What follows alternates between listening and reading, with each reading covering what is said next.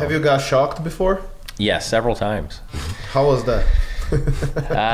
It was shocking. It was shocking, to say the least. But shocked bad? I've been shocked. I don't know. Dropped you to the floor? A lot of times by 120. That's not so bad. It just kind of makes you mad. You're like, What's the electric fence? How many of those? electric fences, those hurt pretty bad. We used to grab. Oh, yeah. Yeah, we had them on my dad's farm with the horses and cattle, and I had older brother, so it was like, you touch it. I bet Like, you. I'll touch it, you touch I it. dare you to pee on it. I never went that. Now, I always heard that exactly how that would go, but I never got bold to try it. I didn't want to try that. What's going on, everyone? It's the Talk About It podcast. I'm Lauren Fulmer. I'm Victor Dantas. And excited to hit another episode here of the Talk About It podcast. Today, we got Michael Bickerton. Yep. But nobody, if you even know this guy, you probably know him as Itchy. But what's going on, man? Oh, not much. How are you? Good. Oh, Just move that a little bit. forgot about the mic. Yeah. That's all right. You, as long as you're close enough. Just go a little bit this way. Yeah, there you go. That's good. You'll Testing. Yep. Can you hear me now? Check, mic check. All right. You're good. But what's going on? How are you? Not bad. How are you? Doing good. Appreciate you coming and joining us. We're going to talk a little bit about electricity and maybe as well as, licensed electrician. What does that mean? Some of that type of stuff. But why don't you just tell us about yourself first and foremost? Yeah, I've been doing electrical work in the area for 20 years. Do a lot of Generac generators, service updates, panel swaps, kitchen remodels, bathroom remodels, new construction, pretty much just anything to do with electricity. Yeah. What got you into that? Well, actually, when I was getting ready to graduate high school, I was actually working at a machine shop at Alito Machine and Grind, and I left to go to a race because I thought I was going to be a up-and-coming star motorcycle racer, which I was a pro and did it for a lot of years, but I got laid off because I went to a race, and I called another contractor that I'd put a application in for, and he hired me on. And I guess the only reason I put an application in with him was because one of his employees was racing motorcycles at the time, and he had 3 kids. And I was like, man, he's got 3 kids, and he can go race and do this stuff on the weekend. Electricians must make good money. So that's kind of how I got into it. But I thought it was more like car audio. So because I was kind of into car audio stuff, but yeah, nothing alike. Nothing. Nothing. Well, I didn't know any of that stuff. So we even get to talk little dirt bikes and stuff like that on top of even car wiring. So you that's where you originally had some interest in was like, I know my brother would like run speakers and put a sub in a vehicle, and I never even could do that stuff. Yep, that's kind of where it all stemmed from. When I was living in Alexis, there was a guy, P-Poppin' Paul Goals. P-Poppin' Paul Goals. Yep, that's what he went by. And he worked at Reference Audio Video in Davenport. And he was a sharp guy, knew a lot about car stereos. So he helped me do some custom installs, taught me how to do some custom box building, wiring, and that's kind of where it all kind of started, where I thought I was going to be, an electrician or car audio guy. So, were you riding around back in the day with the big sub? Oh, absolutely. I used to go to E&I Audio and do the Temple of Boom. Okay. Yeah, I never did get the top spot. I think Bill Johnson was always on the top, but wasn't there another LaSalle Electronics? Was that their name? They're on Seminary Street. Yep. Yeah, I'm sure you spent some time in there too. Yeah, a little bit of time. Yeah. Just window shopping because I didn't have any money as a high school kid, but a lot of window shopping. Does your car have a souped up stereo, or have you ever had one? My first one. I had a Mitsubishi Eclipse. It was black, wasn't it? No, it was white. Oh, okay. I just pictured it all blacked out. But when I bought it, had already a big speakers in the trunk. In Brazil, that was my dream when I was growing up, to have a car that had big speakers and loud ones, but turbocharger. My first car here had, so yeah. Now none of us are riding around just banging bass, bass, no trouble. I can't. How did that transition? Now. Yeah, how did you transition from car electrical stuff to homes? Well, luckily I went to a 4-year trade school in Davenport, Iowa, through the ABC Iowa. And yeah, they taught me a lot, mainly just being on the job sites and working with other journeymen. I was lucky enough to have a really good journeyman that was strict, and he knew all the right techniques and ways to do it. So I was just fortunate enough to have the schooling and a good mentor to teach me. So you need to go to school to get licensed? Yeah, you have to go to a school basically just to get your certification to be a journeyman status, or journey person, I guess, what they call it these days. But yeah, so I went to a 4-year school. There are other places around the area that are a 5-year. But yeah, they're pretty much all the same thing. Mm-hmm. So it's very illegal for someone to just try to learn and provide that service as a electrician? No, not so much. In the state of Illinois, actually, electrical is not a licensed trade. Oh. Like plumbing is. The only time you would need a license is to do work like in a city that requires a license. Okay. So to go to a small town like Alexis, where I grew up, there's pretty much everyone's doing it. Everyone in Alexis is an electrician. My uncle down the street, he wired the whole house. Yeah, absolutely. That's how it is there. So if I would try to rewire my whole garage, could I do that myself? Yeah, absolutely. Yep. I mean, not that I know how to do it. As a homeowner, you're able to do whatever you want to your own home. Good luck. I mean, if you're do that, I don't know how to do it. Yeah. What would be the risks of me trying to rewire my garage? Well, I mean, there's several risks. You could burn your garage down or your home. You could shock yourself, or die of electrocution, or probably if you didn't hook something up correctly, you could fry appliances, TVs, probably do more damage than good. Do you recommend me looking on YouTube to know how to rewire a whole garage? And do you think I would be able to do that if I watch a YouTube video? Or that's not something that an electrician would recommend people doing? I wouldn't recommend it, but I got faith in you, Victor. I think you could do it. Okay. Yeah. But to a normal person, he would not recommend it. Yeah, I mean, that's not something I would recommend, but yeah, I mean, YouTube's great these days. I'm not a car mechanic, but I fix a lot of vehicles by doing some YouTube stuff. But I also screw a lot of stuff up, folks. Yeah. So don't That's what I was don't think it's say. that easy. I was going to add to the list, not only electrocute yourself or cause damage to appliances, but you could do all that work, run all the stuff, and if it's not connected properly or whatever, I mean, you got a whole lot of lost time and energy. Yeah, and wasted materials. And then you're gonna have to call somebody like me or somebody to come in, and now we have to go through and sort through the disaster that's going on and try to figure it out. So sometimes it could actually probably cost you more in the end if it's not successful. Well, I'll go and throw this out there from a home remodel, kitchen and bathroom remodel. You know, you go and you got it all tore down to the studs, and then you put up the drywall and you get it all ready, and then you say, well, let's call the electrician.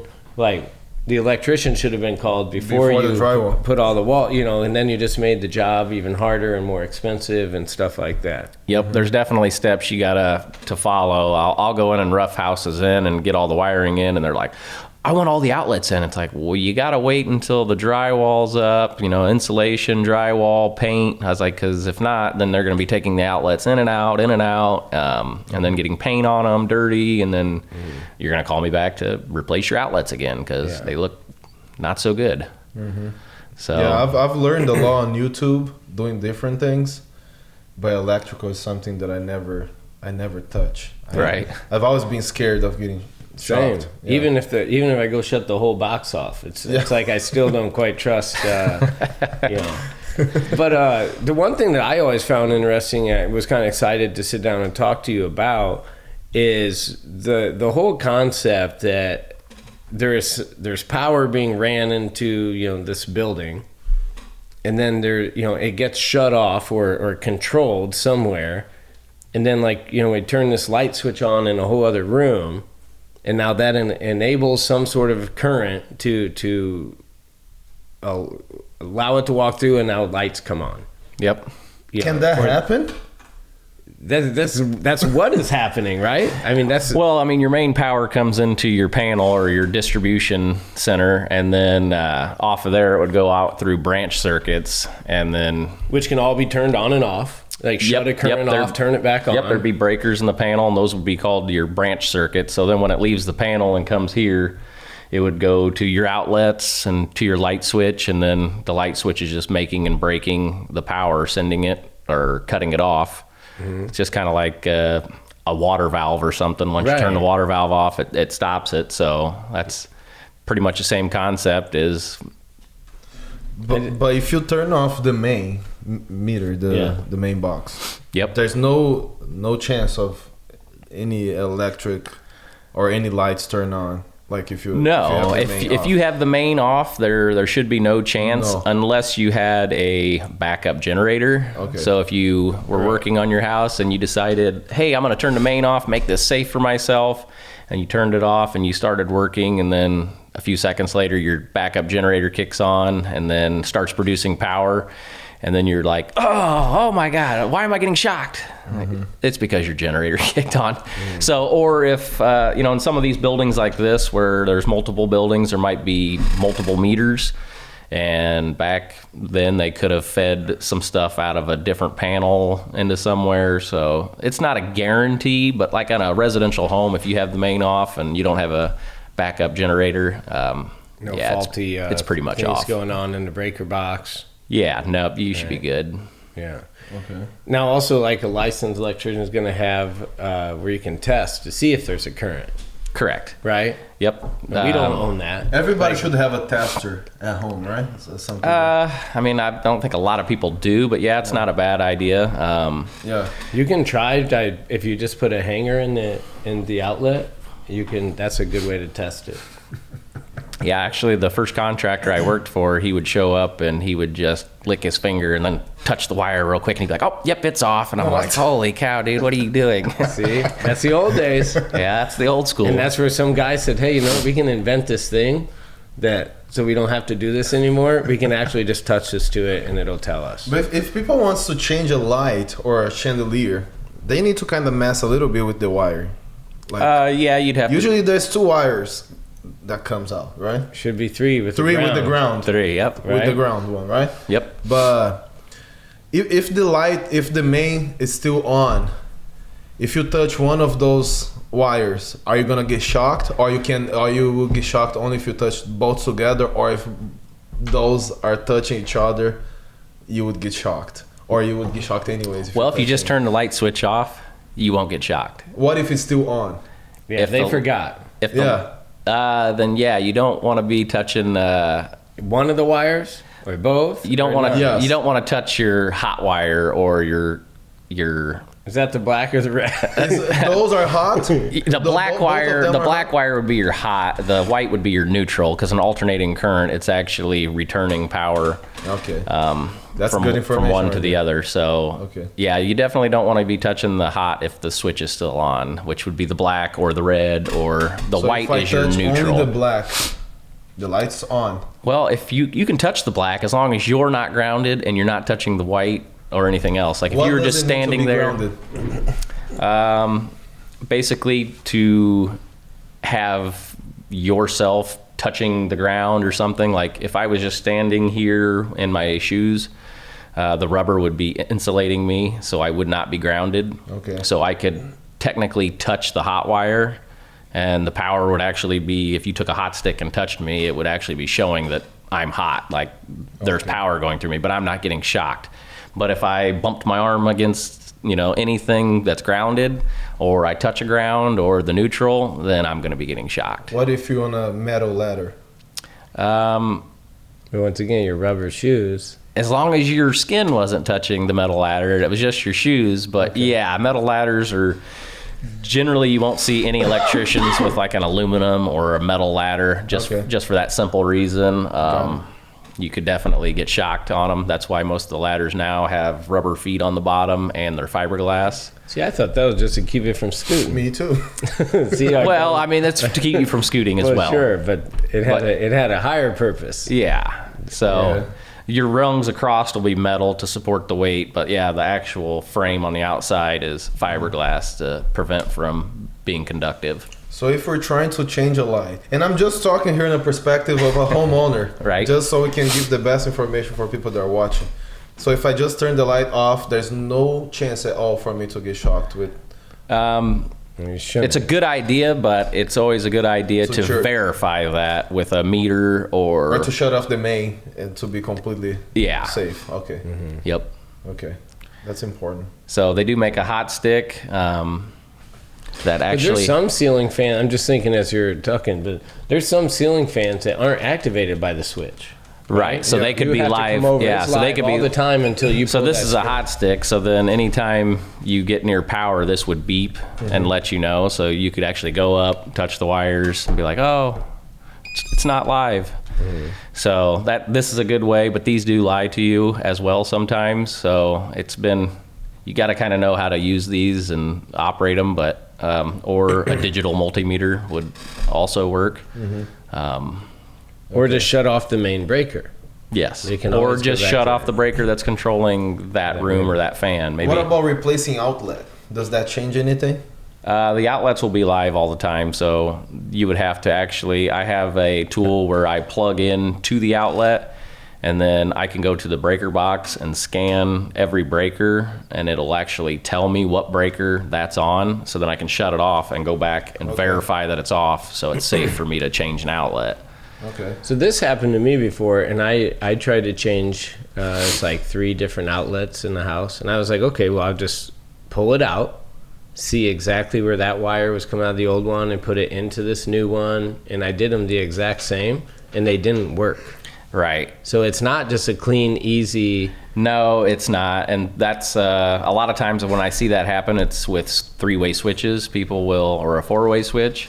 That's where you have, like, at the top of your stairs and the bottom of your stairs, those 2 switches. Well, people will go buy another switch to try to replace it, and they're like, I put the wire, the one that was on the top right, I put it on the top right, but there's actually a common screw on there that you actually have to land the wires correctly. Otherwise, if you were to turn the light off upstairs, when you go downstairs, it won't turn on, and it's because you got the common wire swapped and it's on the wrong terminal, because all switches are not created equal. I mean, some of them, the common might be on the bottom left, some of them they might be on the top right.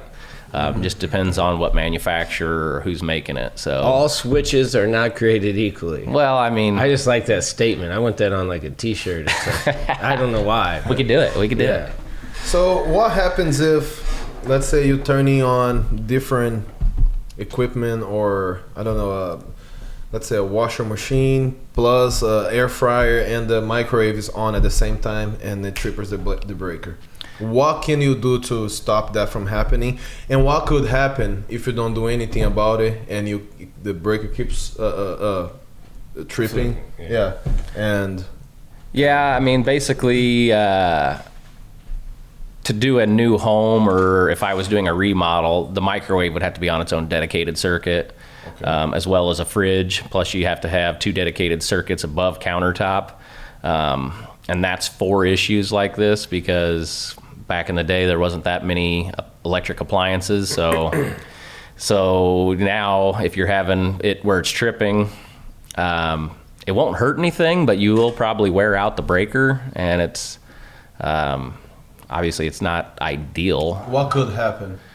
I mean, it trips on time, and then you go there and turn it on again. It trips again, and you go there and turn it on. And it's going to keep happening. It's going to keep happening until you alleviate some of the load on it. Because what's happening, too much electricity is coming through one single unit. And the wire is getting hot? Is that what happens? Yep. Well, Can that cause a fire? Well, the breaker is actually protecting the wire, because the wire is only rated at a certain amperage. So that's why there's different amperage rating breakers. So the breaker's actually there to protect the wire. So it's seeing that, hey, there's too much amperage here. I need to trip and turn off, because if not, you would have something like a fire. But there are panels or breakers, older Federal Pacific. They don't really like to trip. And if you were to overload something like that, they could cause a fire. So a lot of times when you see, if you're going to look at a house or buy a house and it has a Federal Pacific panel in it, or even if you're renting, I would probably be telling the landlord, like, hey, I don't think this panel is very safe. We probably ought to get it swapped out. And I think everybody would be on the same page with that, because they've got a bad reputation for burning houses down. So I heard that a few years back. That was something in having my real estate license, helping someone buy a house, and they knew that. Yep. I didn't. And so they were like, oh man, this is such and such federal Pacific. Yeah. Pacific or Pacific? Pacific, yep. All right, so Federal Pacific box. Yep. And I'm like, what are you talking about? But yeah, it was kind of the same thing. And then they knew, and they and look on Google, and sure enough, yeah, it's very bad reviews, and this needs to be changed out. Yep. Yeah. Yep. So that's like one of the main things, like home inspectors, when they go in and look at homes, they'll be looking at that, and if there's GFIs next to the sink or water areas, box covers being on, the junction boxes, just pretty much making sure everything's safe and to code. Nobody wants to buy a house and think you're getting a great deal and then find out it's got $5,000 worth of electrical work that needs done, and then who knows how much in plumbing, and if they let that slide. So yeah, Federal Pacific panels, definitely bad deal. You don't want those. What is the issue with knob and tube wiring? Why the insurance companies don't like to insure houses that have knob and tube? It's just really old wiring. I mean, it's been around for 100 years, and it's like, well, it's not causing a fire right now, so I don't know.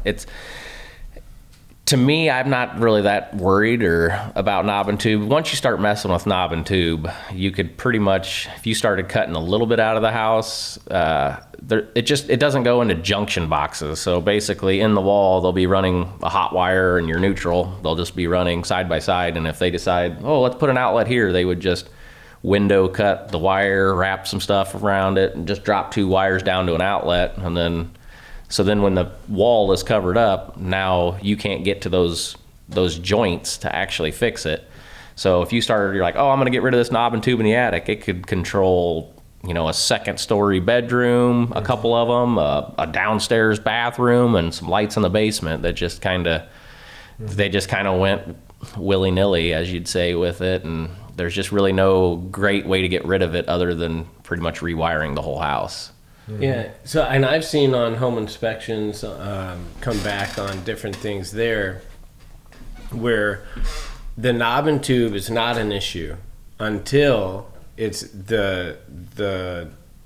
basically until it's been messed with. Right. Once they can see, okay, this has been spliced into to do something like that, now it's no longer a complete, I guess I don't know the term, but A to Z uninterrupted current. Once it's been messed with and they came and they tried to run like you said, a different outlet over here or a branch off of it, now it's been manipulated. Yeah, somebody tries tapping into it. I mean, you'll be able to obviously see a brand new Romex or something going right to the knob and tube, and then that's when they frown upon it and they're like, okay, this is no longer grandfathered in because your grandfather didn't add this, you did.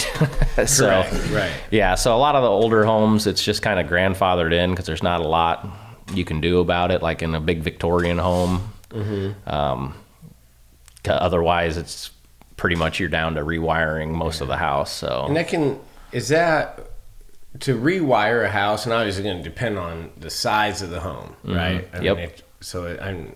But I'm curious on what is something like, I want to get rid of this knob and tube and have it rewired. Are you able to do that without going in and taking out walls or interrupting drywall? And most of the time, yeah.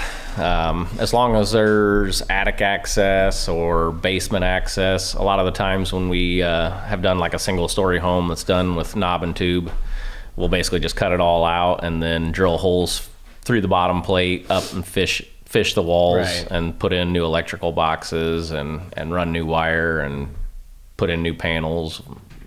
Is that like a $5,000 job or $10,000 job? And like I said, it's just kind of depends. Like I said, on the situation. If you're doing a Yeah, 3,000 square foot home with, I mean, and you're updating everything as well. So you're going to be adding stuff, and yeah, everything has to be to code. Like the kitchen, you can't just throw a couple outlets. Right. I mean, everything has a code. Yeah, for every so many foot of counter space, you have to have an outlet.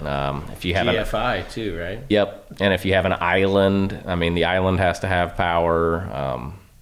So yeah, it could range from as cheap as you want it to be to as extravagant. I mean, right. I've been on some remodels that were, you know, $50,000 remodel job. I've been on some remodel jobs that were $12,000. So I mean, it kind of ranges on how much you're doing and how much is coming out and new going in. So a lot of the houses, half of it's been done and some of it hasn't. So right. They've realized they don't want to do it anymore. Yeah, exactly. Or somebody was like, okay, that's my limit and we're selling this place.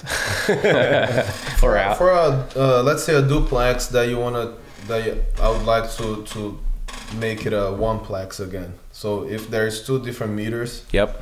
How hard is it to make it 1 meter, or the opposite if it's only one to separate for the upstairs and the downstairs? Yeah, so obviously if it's a duplex and you're wanting to convert it to a single family dwelling, we would get rid of the dual meter base, or I've seen people where they'll just take 1 meter out and cap it, and then basically there'd be 2 panels in the house, one for the upstairs, one for the downstairs. So then we could just run a wire from the panel that you're going to keep live and then run a wire out of there and basically feed the other panel as a sub panel. Is that the easiest way to do it? That would be the easiest and cheapest way. Because if you were actually just going to change it and put 1 meter base, then we got to update your whole service, put in a lever bypass meter, surge protector. You got to have a disconnect on the outside of the house now for fire department. And I tell people, if you're thinking about putting a generator in, this would be the time to just go ahead and buy a transfer switch instead of a disconnect, and we can put a transfer switch on the outside because that acts as your disconnect. And then later down the road, when you're ready for a generator, you're already halfway there. You got at least the transfer switch in place. So, what are the main reasons people need a generator? Well, because we don't get our power cut like that often. So no. I imagine it's for people that needs equipment to help them breathe, people that have health problems. Oxygen, health problems. Yeah. A lot of farmers, they like to have generators on their farm for cattle and hog confinements, because if the power goes out on a hog confinement and your curtains don't open up, the hogs basically suffocate to death. So they like to keep those powered. If you have a freezer full of meat, that's kind of a big necessity. Heat, if it's wintertime and your power's out, big winter storm comes, ice storm knocks power out for a couple days, you're probably going to get pretty cold. So it'd be nice to have the heat. And then nowadays too, I mean, you AC, gotta be able to charge your phone. Yeah, well, heavens forbid. What would you do without your phone? If you can't charge your phone. I know. You know. How am I going to check all my Facebook likes? So if something happens, a tree falls on the post and we lose power at the house, how fast can I go to Walmart, buy a generator, and have power in the whole house? Well, that's the problem. Every time there's a storm, I've seen it several times. As soon as a storm comes in, there's a bunch of people like-minded thinking like you, like, let's go. And then as soon as you get to Walmart, they got a sign, or Menards, and they got a sign on the door. It's like, sold out of generators. So you're like, shoot, to the next store. So yeah, that's kind of the issue, is you're kind of standby to standby, because you might not find one. And then, like you said, you're going to be watching a YouTube video trying to get it hooked up. And then if you don't hook it up properly, when the power does come back on, your new investment of this generator might get toasted. So there's definitely a good way to hook them up with a transfer switch. And I do not suggest trying to hook up your own generator, because a lot can go wrong with that, and your investment would be trash. Is the transfer switch, is that meaning there's automatic, and then there's just... Yeah, there's automatic and manual. Because I sold a house once, and looking in the breaker box, it had these like almost like a clock, right? To where like if that switch went down, it auto turned these two like circles, which went to turn the generator on automatically. Yep. So it would turn off one breaker and then turn on the other, and then once it senses power, it would do the exact opposite. It would turn the generator off and then turn your main power back on. I was like, man, whoever thought of that is freaking genius. Yep. Just how they were set up and everything looked cool. Yep. I actually have that same panel in my house. It's a Generac transfer switch. But there's several different manufacturers that make them. But some of the manual ones, like it'll be just a metal tab that gets riveted on your cover, so that way you can't turn one breaker on without the other one being off. So basically that thing just blocks one of the breakers, so you can turn one on and then you can't turn the other one on. So that way it doesn't backfeed into the power grid. So that way when Ameren kicks back on, your generator doesn't go to the moon. Right. Have you got shocked before? Yes, several times. How was that? It was shocking. It was shocking, to say the least. But shocked bad? I've been shocked. I don't know. Dropped you to the floor? A lot of times by 120. That's not so bad. It just kind of makes you mad. You're like, What's the electric fence? How many of those? Electric fences, those hurt pretty bad. We used to grab. Oh, yeah. Yeah. We had them on my dad's farm with the horses and cattle, and I had older brother, so it was like, you touch it. I bet I'll touch it, you touch it. I dare you to pee on it. I never went that. Now, I always heard that exactly how that would go, but I never got bold to try it. I didn't want to try that. Yeah. So you can't pee because it's gonna... Yep. Water's conductive. Zoom. Zoom. Go right up the stream. Yeah. So, but you never got shocked that bad? Like I've been shocked by 277 like twice. And yeah, both those times that hurt pretty bad. And I had to go take a little break from that. How does it like hurts? Like how? Like you get like actually pain on your body? Yeah, it pretty much it locks your muscles up. So you get muscle, like your muscles, your whole body will hurt. Usually you'll have a burn mark where the power, usually where it entered and then where it exited. So like if I were touching something that was live here and then my elbow bumped up against something, so I'd have a burn mark like where it went in and then where it exited. So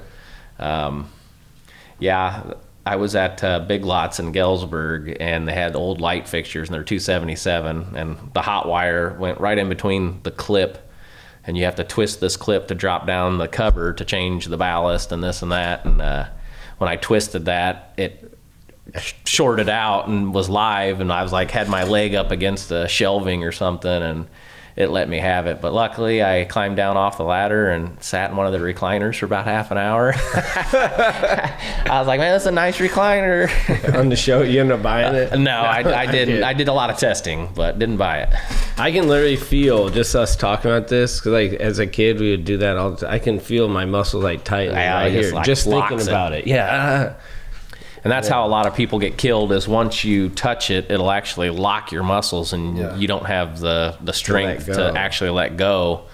And it'll, if you don't get off of it, it'll eventually. So it's more about you can't not being able to move more than you get stuck to it? Because I thought you get just stuck to it as if it was like glue. Well, that's why you're getting stuck, is because your muscles are just locked and you can't really... There's nothing you can do. That's why a lot of times when somebody's messing with some high voltage or something, one guy will stand back with like a 2x4 and it's like, all right, if I get shocked, just push the ladder over. It's like, okay. They just move around. I thought they were going to hit him with the 2x4 and it caused him to you can do that too. You think if you hit me in the back, while I'm locked up, I'm going to go, and then I would let go. Possibly. Oh, I thought you wanted me to hit the ladder. What is the voltage for someone to die from a shock? Yeah, what's like, no way some guy's taking blank. People get shocked by lightning. Yeah, I mean, lightning is crazy. They're struck by lightning and survive. So here's the weird one. Like if you got shocked with 480 or 600 volts, or even more than that, chances are you're not going to make it. But the number one killer in the U.S. is 120, just your regular common outlet you plug into every day. That's the number one. And it's probably, and the reason for that is it's the most common. So, you know. How does it usually happen? I don't know. But it's the most common? Yep, 120. That people die or people get shocked? Die. Huh. Yep, 120 is the most common where people die. And it's just because the ordinary everyday person, like you, probably don't have many interactions with 480. That's just something you probably don't see every day. You're not working in a factory that has it.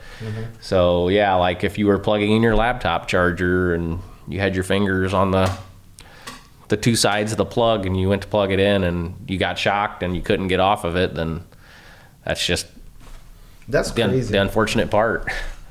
So on the two metal things, if you're touching both while you're plugging something, you can get shocked that bad? Yeah, yep. What if you only touch one side? You stand a better chance. Yeah? I always thought about that, but sometimes on accident I touch, but nothing happens. So I'm like, oh, this is just... So you touch it again, right? You gotta keep keep trying. It's gonna happen. It didn't do it. Eventually it'll bite. About when you, let's say you're not looking at the plug and just trying to plug your well, and a lot of times you really can't get your fingers in there because it would be up against it before it probably makes. I mean, there's a slim chance that you could ever really do that, but yeah, I don't know. I guess if you just cords and stuff laying on the ground or drop cords, things like that. So for people that, for example, the dryer, a woman is using a hair dryer in the bathroom. Maybe the floor is wet. The woman has no shoes on, barefoot, and then she gets shocked. What's the best way for someone to save that person? Get a piece of wood and try to take the hit the hair dryer out of their hand, or just hit the cable and get it unplug, or what?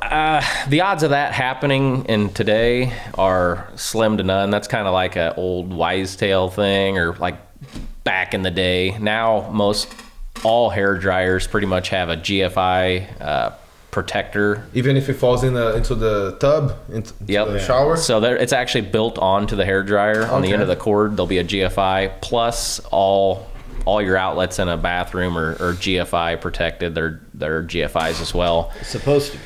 Well, supposed to be. And as you know, a realtor, if you even sell a house, they're going to come through. And if those aren't in there, they're going to be shortly. Within 6 feet of water. Yep. And in the garage and exterior.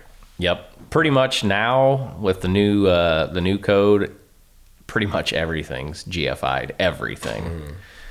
But even in bedrooms, kitchens, even your stove, your washer, pretty much everything on the new code. If you were to build a new house, everything would be GFI, and it definitely drives the cost up because the breakers and stuff like that are pretty expensive. But the insurance will like it. But it's for safety reasons. Yes. Yeah. It's more about getting wet or just avoiding the wire to get hot, or. Yep, and not only are they GFI, but they're also arc fault.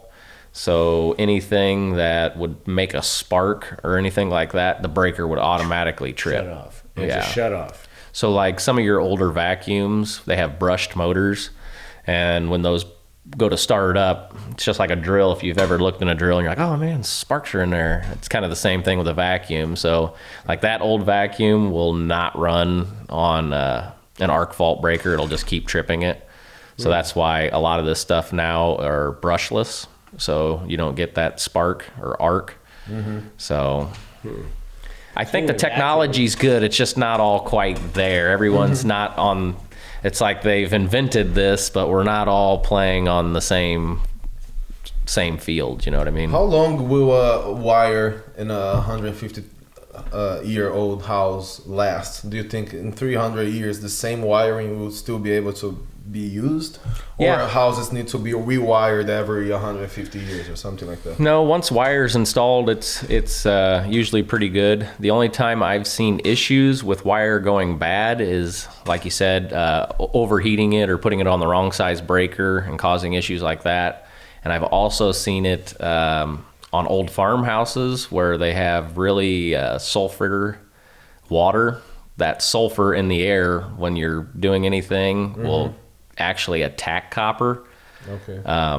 So like your refrigerator has copper lines for the Freon and stuff. I've seen it attack those, and it'll get a small pinhole, and then your fridge won't work.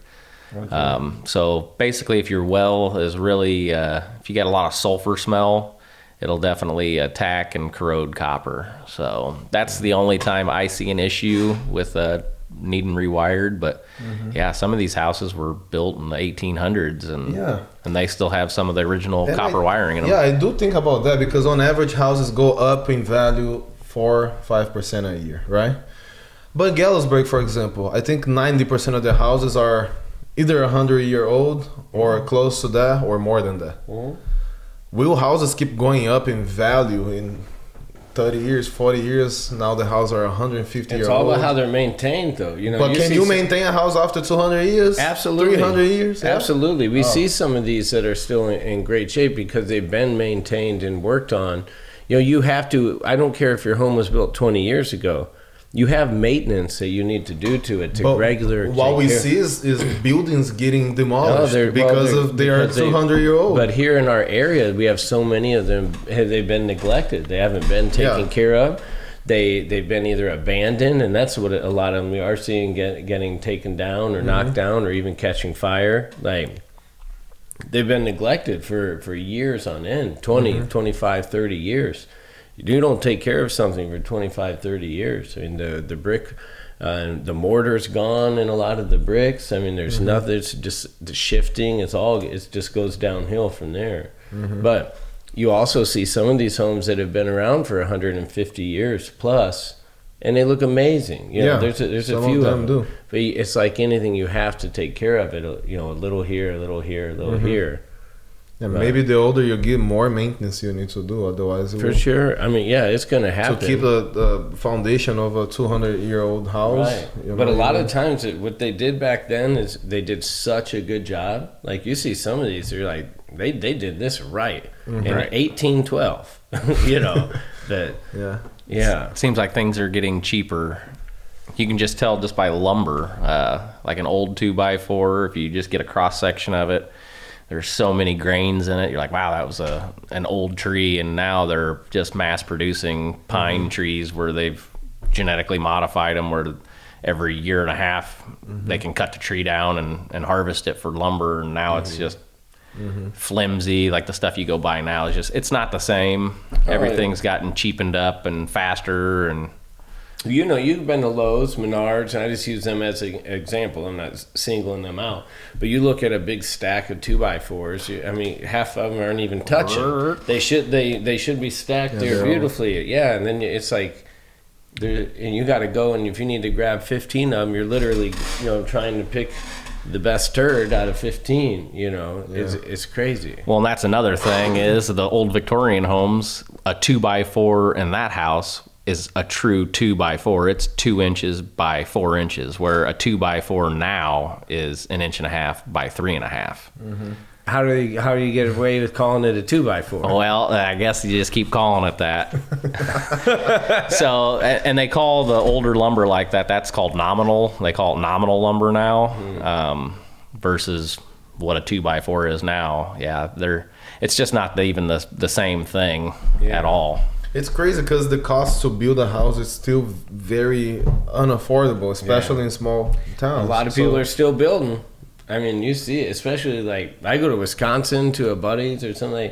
There's $1 million homes being built. Yeah, right, but it might make sense. You spend $1 million, the house is going to be worth 1.7. It makes sense.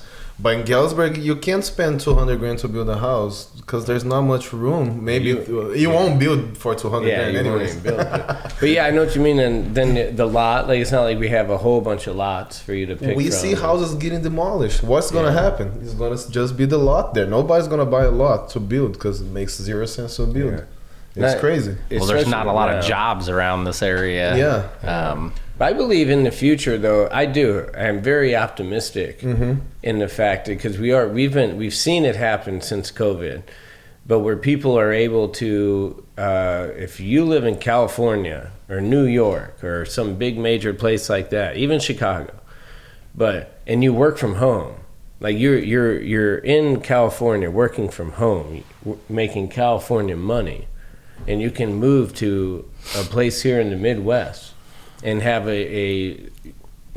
if you have $100,000, to put down, you left California, and most people in California are spending $500,000 for nothing. For a 1-bedroom apartment. Right. You can come here and get a 3-4 bedroom home, for $150,000.